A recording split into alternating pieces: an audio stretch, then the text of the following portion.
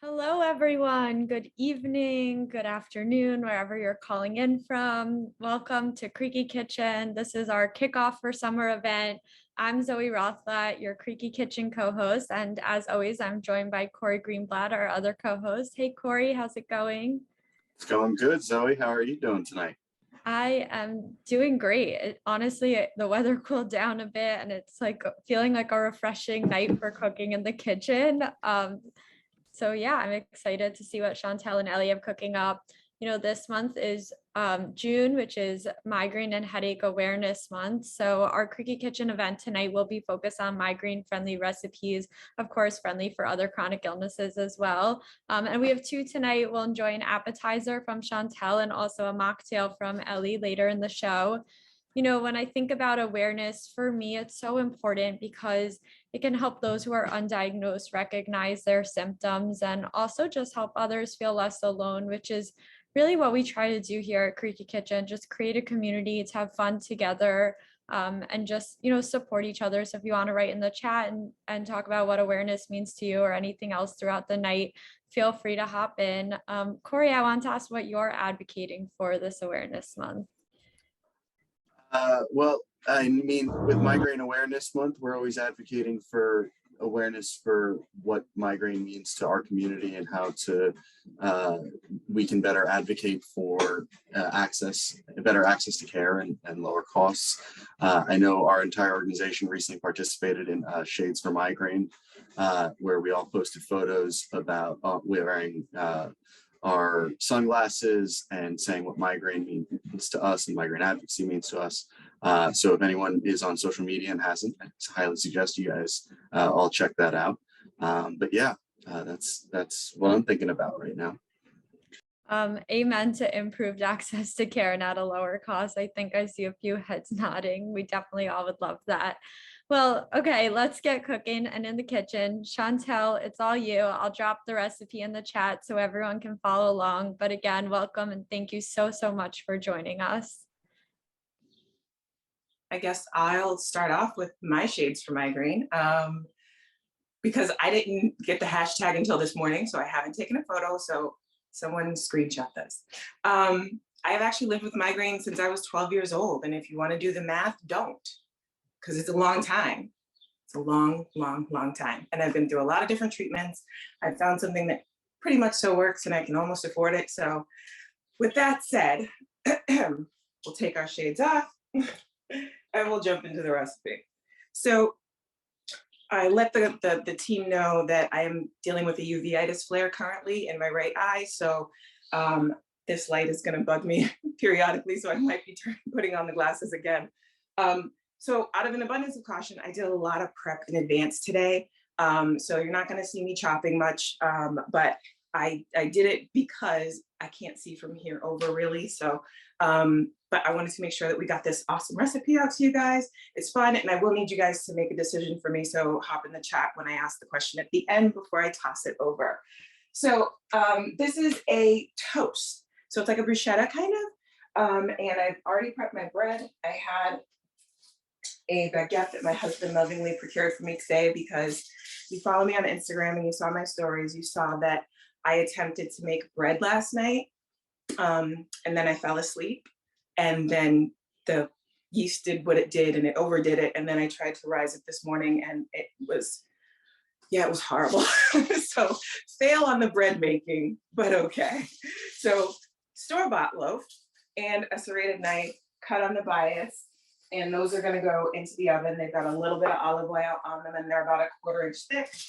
Hold them up here so you guys can see them. Look at them, little lined up happy soldiers. And then the rest of the prep was pretty simple. Collard greens and black-eyed peas, really important. Great fiber and all kinds of different vitamins, iron especially. And what I did was I prepped my collard greens by cutting them really small. Now, collard greens is like the one thing that every time I go to someone's house, they ask me to make my collard greens. My grandmother asked me to make her collard greens for her when she stopped cooking. So like, they mean a lot to me. It's like a treasured ingredient in this household. So, but they're a lot of work, right? You get them, they got a ton of grit on them, and you got to wash them and soak them in vinegar. It's a whole process. Don't tell anybody this, but they sell them already washed and cut up at the store. I know, it's crazy. My grandmother would kill me if she knew I did this, but I do. So I purchased some of those. I did still rinse them off and put them in a little a salad spinner, which that's up for a heavy debate as to whether a salad spinner is necessary. I believe it is. And then they dried off and I cut them up pretty small. Then I got a can here, not this can, obviously, because it's still full of black eyed peas. And I rinsed them really well with cold water and let them drain and dry out. Great thing about buying canned black eyed peas is that they are already cooked. So you don't have to go through the process of soaking them and cooking them, because I do that every New Year's and it is, it's a lot. And then the other two things that I have, three things. I have some prepped, if you can see in here, these purple onion that I cut up, and a red bell pepper. And they're cut up pretty fine. It's a very fine dice. And normally I would not like to do that. So that's why I went with this little guy. And he's got very sharp, and use your hand guard, obviously, which of course I did this time. I swear I did. But that made quick work of it. And with having combination migraine and uveitis today, that got the whole job done inside of a clean 5 minutes. So that's a good thing.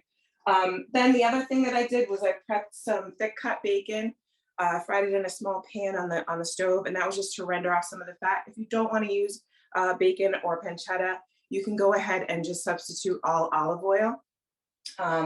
So we did that for the dressing. That's what's going to go onto this.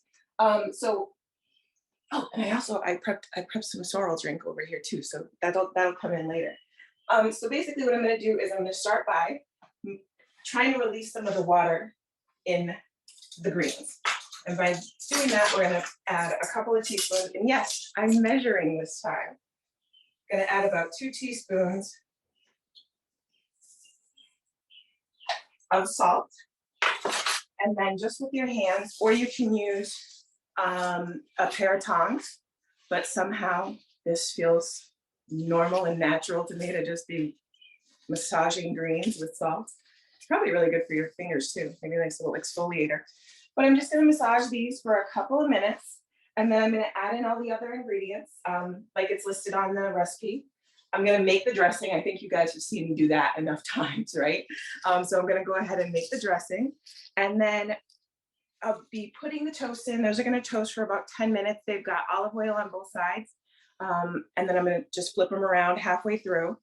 And then by the time you guys come back in about 15, 20 minutes, let's say, I should be assembling toasts. But here's the question. Me and my greeny hands. So you can use goat cheese for this, but my husband absolutely hates goat cheese. I don't know why. I can't get an answer out of him. If you guys can, feel free to yell at him in the chat because he's on tonight. So the question is, garlic and herb or shallot and chive? This is going to be the base of our toast tonight. And, we've already got some oniony flavor. We're going to have a vinaigrette that's like a bacon and Dijon vinaigrette. So that's going to have some smokiness to it with a little bit of garlic. So whatever you guys decide, I'm going to go and look at the chat. You guys talk garlic. I'm seeing a lot of garlic on the screen. So, okay. So you guys don't want me and my husband to talk tonight. That's what you're saying? Okay, got it. Just kidding. Anyway, so I'm going to toss it back to you, Zoe. I'm going to get to work over here in the kitchen. And when you guys come back, I should be putting together toast. Awesome. Thank you so much. Before we turn it over to our guest, Ellie, we have a quick commercial break since this month is Migraine and Headache Awareness Month. Like we mentioned, we have to give a huge shout out to one of GHLF's podcasts called Talking Head Pain. It's hosted by Joko, which some of you may know, and it features the stories of people living with migraine along with medical experts. And, it's just really nice to hear about people's experiences and how they live day to day with migraine. In fact, we have one of the guests from Talking Head Pain here with us tonight, Ellie. Eliana is a healthcare policy and health information technology strategic marketing professional living in Washington, D.C. She's been a patient advocate and blogger since 2015, working to raise awareness about living with chronic migraine and other invisible illnesses. And she's here to chat with us tonight about her experience with eating, identifying trigger foods, and also we have a second recipe coming your way from Ellie. So Ellie, I'll turn it over to you. Thank you so much for joining us. Yeah, thank you, Zoe. Thank you guys so much for having me here. It's really exciting to be here. And for most people who know me, food and drinks are kind of my love language. And that is why I'm actually really excited to talk about this today, because I've lived with migraine for 10 years at this point. So I was diagnosed when I was 15. My first episode was 7 days long, and then I quickly turned chronic. And so as anyone does in the beginning of their migraine journey, you often are trying to figure out if you have food triggers, what other triggers, there's environmental triggers, but for me, I unfortunately ended up having a lot of food triggers. And so I found this out kind of the hard way for a lot of this, which is I was recovering from an attack. And I know that a lot of us really like salty, kind of sometimes like smoky, fatty food. So I went to go make a grilled cheese with smoked Gouda. And within 5 minutes, I got another attack. And my mom is a doctor, and she was like, maybe you are sensitive to tyramine, which is a protein that's found in things that are aged and fermented. So that kicked off that food triggers, which I've cut out all tyramine in my life. So that's aged cheese, red wine, most things that are fermented like sauerkraut, kimchi. And then from that as well, I also have cut out soy, most legumes and like beans as well. But I do eat things, so it's still good. And then after that, it also seemed like I was sensitive to gluten, and that was horrible. At that point, I was 17, almost 18, did not know what I would do without bread in my life. So I went my entire senior year going, you know what, I'm going to do it, but it's fine. I graduated high school and I was like, it doesn't matter. We're going to brunch. I'm going to have a bagel. We're going to a deli. And I was down for the whole weekend. And you would think 18-year-old Ellie, that would mean something, right? You're down all weekend with migraine attacks. Maybe that means that you should cut it out. No, it took me 6 extra months until I was in college with my freshman year and realizing that this was actually a really big trigger for me and I needed to cut it out. So for the next, I think 5 years after that, that's how I live my life. And I came a long way. There's a lot of treatments that became available that I was lucky to be able to try. So I became pretty stable in terms of having daily attacks, but being able to manage it, having a full-time job. So in August of last year, I had a really interesting, weird episode where I lost function of my arm and my shoulder. And I haven't really actually talked publicly about this, which is why I'm excited to talk about it today in this setting. So no one could figure it out. They tested for a blood clot. I went to a neurologist. I went to a primary care physician. I was going around to doctor, and no one could figure it out. And my boss, her friend had a company that actually was working on data-driven functional rheumatology and autoimmune. It's an app, and you work with a health coach and you track everything. And within 2 weeks, my health coach Julia goes, I think you have a histamine intolerance. And I was like, what do you mean? I've lived with migraine for 10 years. How do you know I have a histamine intolerance when no one else has said anything to me about it? So it actually ended up being true, because she was noting that after I was eating certain foods like spinach, like high quantities of tomatoes and like tomato sauce, that I was getting attacks after.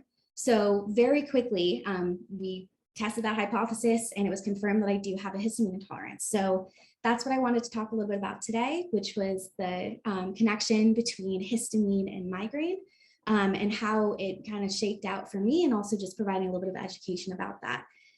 So I'll just run through that really quickly, and then I'll also get into my mocktail recipe, which is low in histamine and pretty migraine friendly. It's a hibiscus ginger mint mocktail. You can add alcohol if you would like, but it's really great. So going back to the histamine. So a histamine intolerance is basically the overproduction of histamine in the body. and the inability to break it down. So histamine is a chemical that has a couple main functions, and one of which is that it triggers the release of stomach acid to help with digestion. But additionally, it can also release after injury or allergic reactions as part of the immune response. I think that's how most people know histamine, where like you'll pop a Benadryl during an allergic reaction. So I've always been an allergic kid. Like I get a bug bite and I'm like down for 8 hours and it's the size of a baseball. So getting this diagnosis of histamine intolerance made a lot of sense to me, especially because a lot of the common ways that you can see it is in headache or migraine, nasal congestion or sinus issues, hives, digestive issues, and nausea and vomiting. So with all of that being said, one of the ways that you can manage a histamine intolerance is actually through your diet. So, but as I was saying before, I had already cut out all of these food triggers. And so it felt a little bit discouraging at the start to know, oh no, there's even more foods that I have to cut out.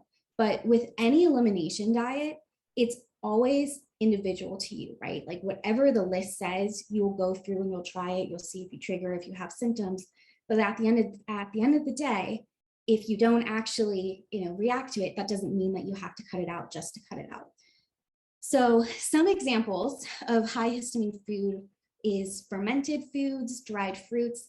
Really, really unfortunate for me. I used to love eggplant and spinach. Those are completely cut out of my diet. Processed meats, some fruits like papaya, guava, pineapple, and then additionally some yeast and some vinegars as well.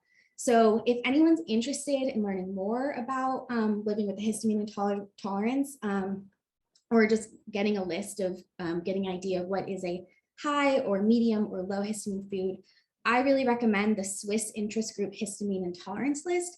It's a really, really good resource that talks about a histamine elimination diet.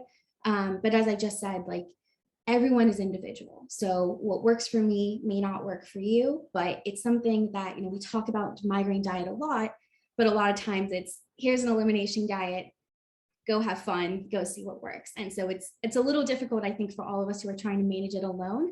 And that's part of what I also wanted to say, which is that we're all dealing with these types of triggers, whether it's migraine or another autoimmune illness.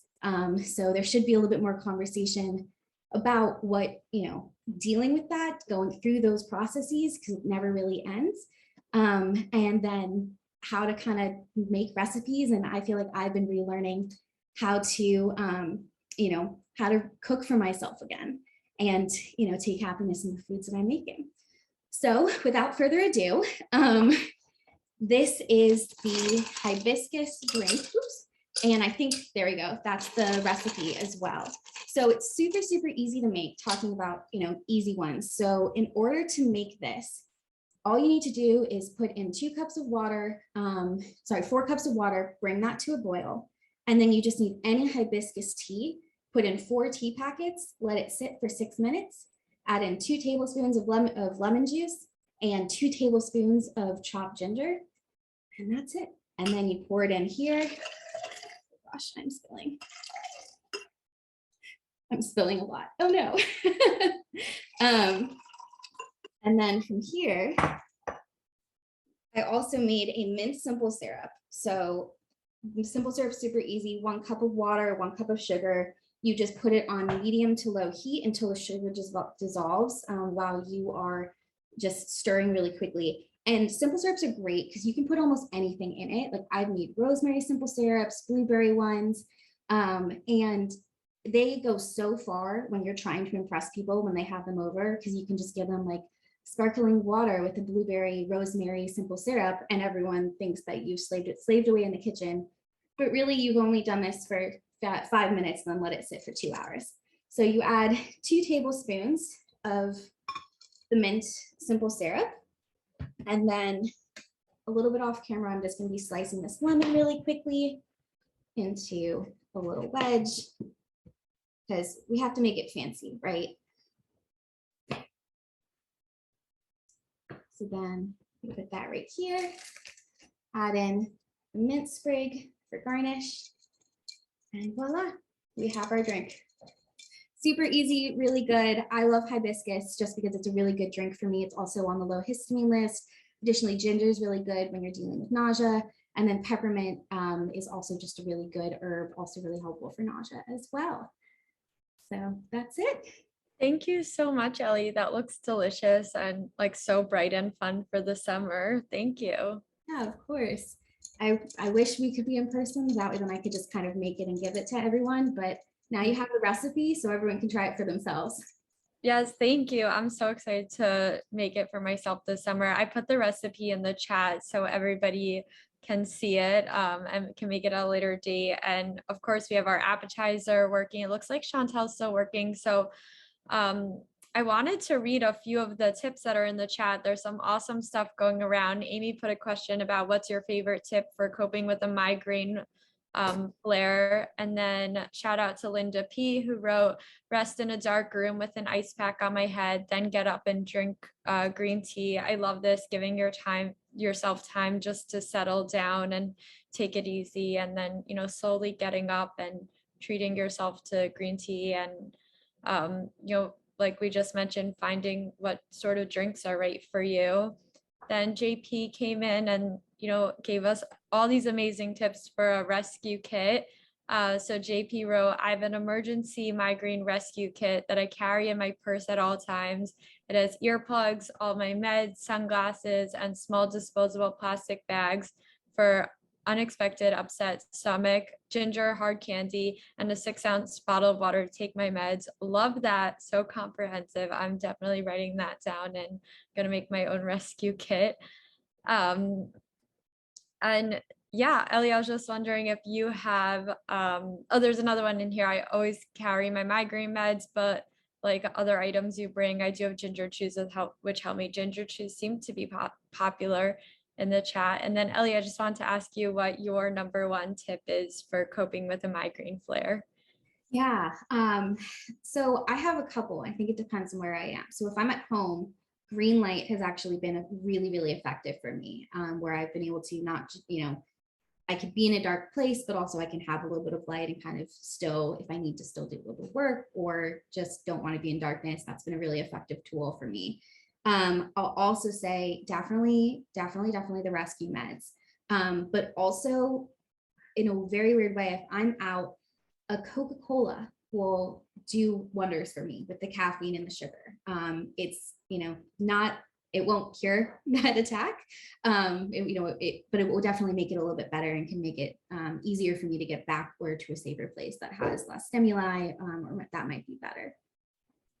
That's awesome. Thank you. It's so important. Like you mentioned, everybody is different, but just hearing from each other, all the little tips to try, I think is so helpful, because sometimes you go online and you get bombarded with so much information, and it's nice when we're in this community here and can safely share with each other. So thank you.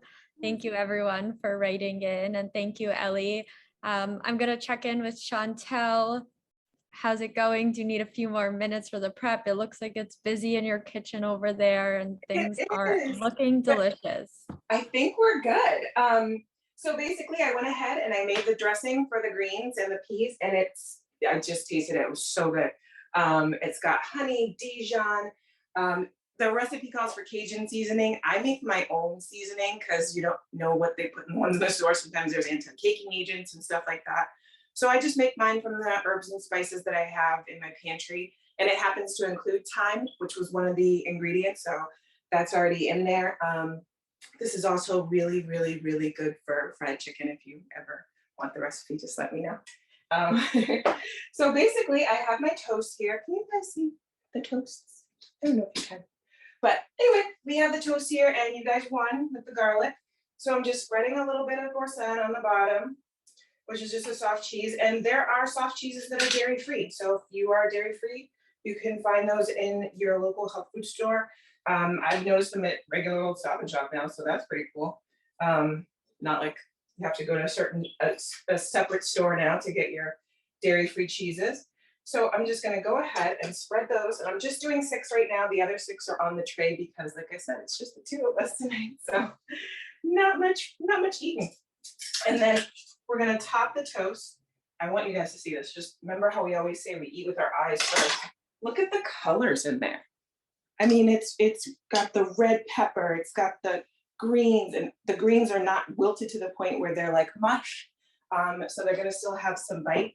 And I also had one other thing that I wanted to add. The recipe calls for like half a bunch of collard greens. So if you go to the store, you notice the collard green bunch is usually around a pound of collard greens. So this is about a half a pound. What do you do with the rest of those greens if you're going to get the full leaves? They actually make a really good substitute for wraps. I know it sounds silly, but it does. They do. You just clean them, cut the rib out of the center, and then you can use it like you would for any other wrap. And you don't have to cook them, but you can blanch them if you want. So that's just another tip for what to do with that other half of the collard greens that are just sitting in your refrigerator now. So I'm just going to go ahead and top the toasts with this. So it's like a bruschetta. And if you guys have ever ordered bruschetta in a restaurant, number one, we've all overpaid for it, number one. And because this probably costs like less than $4 to put together. And this is going to make enough for 2 dozen bruschettas. So we're going to just top the toast with this. And bruschetta is messy. It's a real like messy food. It's not like the most elegant food to eat. And that's okay. We're real over here. And I am choosing to top mine with a little bit of bacon. I'm gonna ask my husband if he wants bacon on his. I think he does. So I'm gonna crumble a little bit of bacon on top. And if you're not using, that's fine. I'm sure you can find some other substitute, make something yummy and smoky, maybe some, I can't pronounce that. Is it satium? Satium? I can't pronounce it, but that would be that. And I went ahead myself and made a pitcher of hibiscus, or as we call it, sorrel drink. And I steeped this overnight. I did a mint and honey simple syrup, and I got lemons in it, lemon juice. And remember we discussed me having a garden? Well, I didn't actually have a full garden, but I did grow my own mint finally. So I will have my sorrel drink with you all. I'm gonna leave some room because I might top it with something else later. But so that would be our recipe for tonight.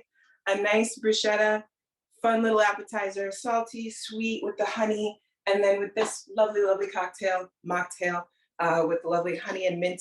I think they go perfectly together and a great way to start the summer. Cheers. Cheers. Thank you so much. We need to get a feature on Zoom where you and Ellie can just send your recipes to everyone and we could all take a bite right now because that all looks delicious. Thank you both so much. And thank you, Corey, our co-host, and you guys see Amy, she's behind the scenes running all the tech. So thank you, Amy. Thank you everyone for joining us tonight. We're taking a bit of a summer break, so we'll see you back in the fall. Corey, any final parting words? No, thank you everyone. Well, I guess, yes. Thank you everyone for joining us. And thank you, Zoe, for hosting. You were great. Thank you, Chantelle everyone. and Ellie, thanks for joining. Have a great night. Bye, everyone.